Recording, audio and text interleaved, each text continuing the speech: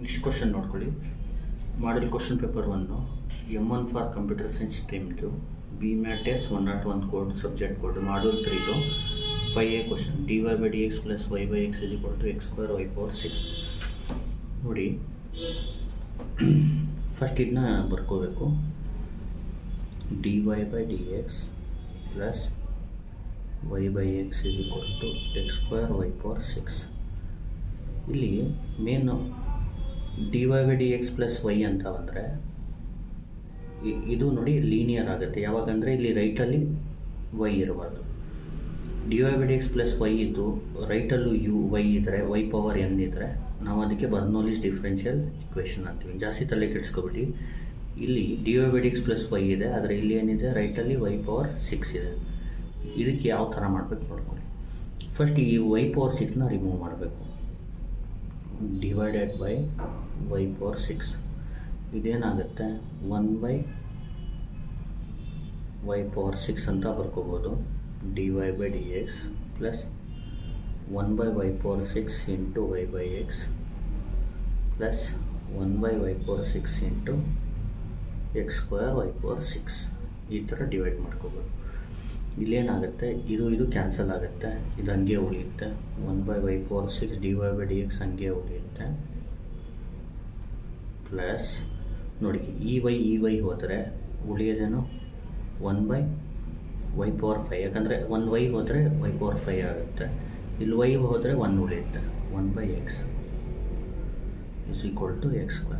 ಈಗೇನು ಮಾಡಬೇಕು ನೆಕ್ಸ್ಟು, ಈ 1/y⁴5 ಇದೆಯಲ್ಲ ಅದನ್ನ ನೀವು ಟಿ ಅಂತ ಬರ್ಕೋಬೇಕು. ನೋಡಿ, ಇದನ್ನ ಮಾರ್ಕ್ ಮಾಡ್ತೀನಿ ನಾನು, ನೀವೇನು ಮಾಡೋಕ್ಕೆ ಹೋಗ್ಬಿಡಿ. ಇದನ್ನ ಟಿ ಅಂತ ತಗೋಬೇಕು. Let T = 1/y⁴5. ಈಗ differentiate with respect to X ಮಾಡಬೇಕು. Differentiate with respect to X. ಈಗ ನೋಡಿ, ಟಿಗೆ ಡಿಫ್ರೆನ್ಷಿಯೇಷನ್ ಜ್ಞಾಪಕ ಇಟ್ಕೊಳ್ಳಿ, dt/dx. ಈಗ 1/y⁴5ಗೆ ಡಿಫ್ರೆನ್ಷಿಯೇಷನ್ ಯಾವ ಥರ ಮಾಡೋದು ನೋಡಿ, ಸ್ವಲ್ಪ ಬೇಸಿಕ್ ಹೇಳ್ಕೊಡ್ತೀನಿ ನಾನು ನಿಮಗೆ. ಈಗ dy/dx ಆಫ್ ಎಕ್ಸಾಂಪಲ್ 1/x ಇದ್ದರೆ -1/x². dy/dx ಆಫ್ 1/x² ಇದ್ದರೆ -2/x³. ಈ ಥರ ಫಾರ್ಮುಲಾ ಜ್ಞಾಪಕ ಇಟ್ಕೊಳ್ಳಿ. dy/dx ಆಫ್ 1/x³ ಇದ್ದರೆ -3/x⁴. ಅಂದರೆ ಇಲ್ಲಿ +3 ಇದ್ದರೆ -3 ಆ ಥರ.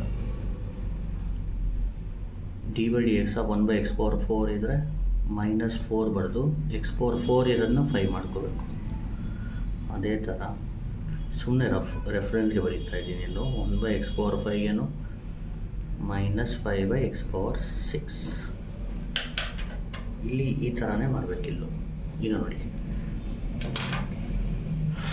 ಈಗ dy/dx ಆಫ್ 1/y⁴5ಗೆ -5/y⁴6. ಈಗ ನೋಡಿ, dy/dx ಆಫ್ 1/x⁴5 -5/x⁴6. ಆದರೆ ಮೇನ್ ಇಲ್ಲಿ ಜ್ಞಾಪಕ ಇಟ್ಕೊಳ್ಳಿ, ಇಲ್ಲಿ ಎಕ್ಸ್ ಇಲ್ಲ, ಏನಿರೋದು y. ಅದಕ್ಕೆ ಜೊತೆಗೆ dy/dx ಬರೀಬೇಕು.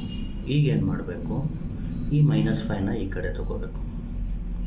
ಅದೇನಾಗುತ್ತೆ 1/-5 dt/dx = 1/y⁴6 dy/dx. ಈ -5ನ ಈ ಕಡೆ ತಗೋಬೇಕಷ್ಟೆ. ಈಗೇನು ಮಾಡಬೇಕು, ಇದನ್ನ ಈಕ್ವೇಷನ್ 1 ಅಂತ ಅಂದ್ಕೊಳ್ಳಿ. ಈಕ್ವೇಷನ್ 1 ಬಿಕಮ್ಸ್ ಅಂತ ಬರ್ಕೊಳ್ಳಿ. ಈಕ್ವೇಷನ್ 1 ಬಿಕಮ್ಸ್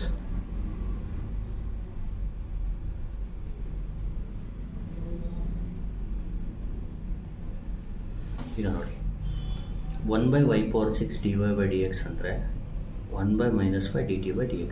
ಇದ್ರ ಬದಲು ಇದು ಬರೀಬೋದು. ಅದೇ ಥರ ಇದ್ರ ಬದಲು ಇದು ಬರೀಬೋದು. ಅಂದರೆ ಇಲ್ಲಿ y ಟರ್ಮ್ಸ್ ಎಲ್ಲ ಹೋಗಿ ನಿಮಗೆ ಎಕ್ಸು ಮತ್ತು ಟಿ ಟರ್ಮ್ಸ್ ಬರುತ್ತೆ. ಅರ್ಥ ಆಗ್ತಿದೆಯಾ? ಇಲ್ಲಿ ನೋಡಿ, 1/y⁴6 dy/dx ಬದಲು 1/-5 dt/dx ಅಂತ ಬರ್ಕೊಳ್ಳಿ. 1/-5 dt/dx ಪ್ಲಸ್ ಇದ್ರ ಬದಲು T × 1/x is equal to ಇದು ಹಂಗೆ ಇರಲಿ X square.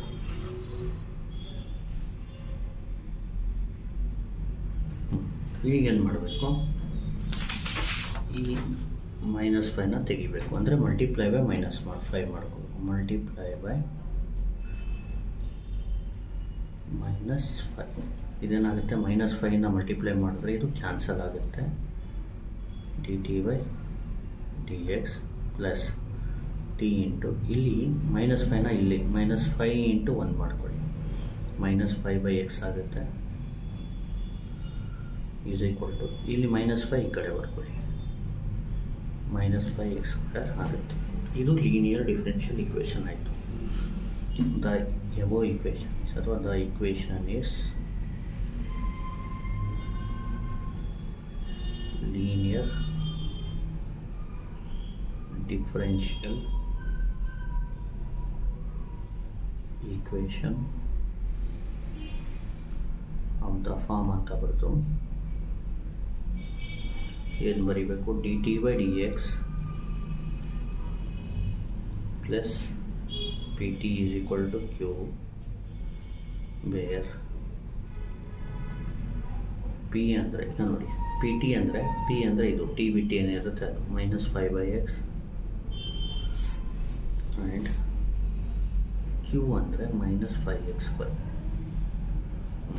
P Q find ಮಾಡಿದ ತಕ್ಷಣ ನೀವೇನು ಮಾಡಬೇಕು, ಇಂಟಿಗ್ರೇಟಿಂಗ್ ಫ್ಯಾಕ್ಟರ್ನ ಫೈಂಡ್ ಮಾಡಬೇಕು. ಇಂಟಿಗ್ರೇಟಿಂಗ್ ಫ್ಯಾಕ್ಟರ್ಗೆ ಫಾರ್ಮುಲಾ e⁻∫p dx.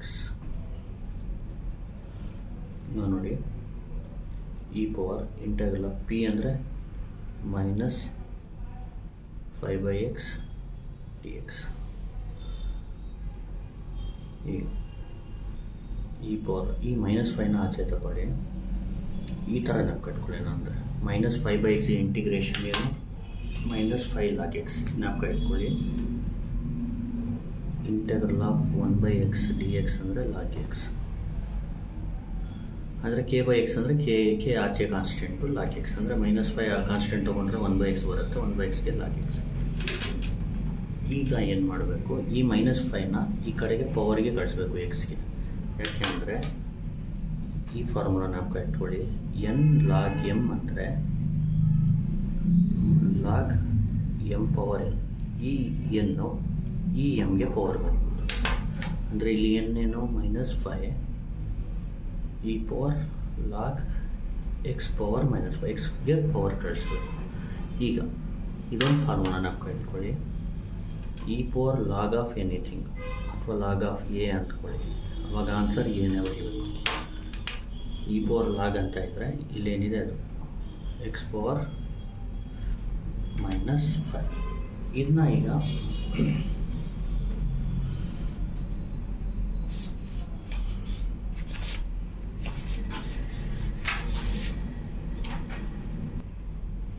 ಇದು ನೋಡಿ, x⁻−5 ಅಂದರೂ ಒಂದೇ, 1/x⁻5 ಅಂದರೂ ಒಂದೇ. ಇದು ಇಂಟಿಗ್ರೇಟಿಂಗ್ ಫ್ಯಾಕ್ಟರ್. ಈಗೇನು ಮಾಡಬೇಕು, ಇಂಟಿಗ್ರೇಟಿಂಗ್ ಫ್ಯಾಕ್ಟರ್ ಫೈಂಡ್ ಮಾಡಬೇಕು. ನಾವು ಸೊಲ್ಯೂಷನ್ ಇಸ್ ಅಂತ ಬರೀಬೇಕು. Solution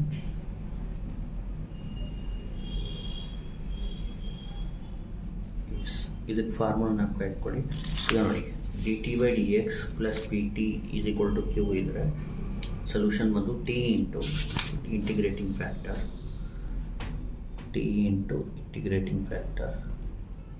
integral of Q into integrating factor dx plus C. ಇದು ಫಾರ್ಮುಲಾ. ಇಲ್ಲಿ ಟಿ ಇಂಟು ಇಂಟಿಗ್ರೇಟಿಂಗ್ ಫ್ಯಾಕ್ಟರ್ ಬರೀಬೇಕು. ಇಂಟಿಗ್ರೇಟಿಂಗ್ ಫ್ಯಾಕ್ಟರ್ ಏನು, 1/x⁻5 1/x⁻5 ಕ್ಯೂ ಬರೀಬೇಕು, -5x².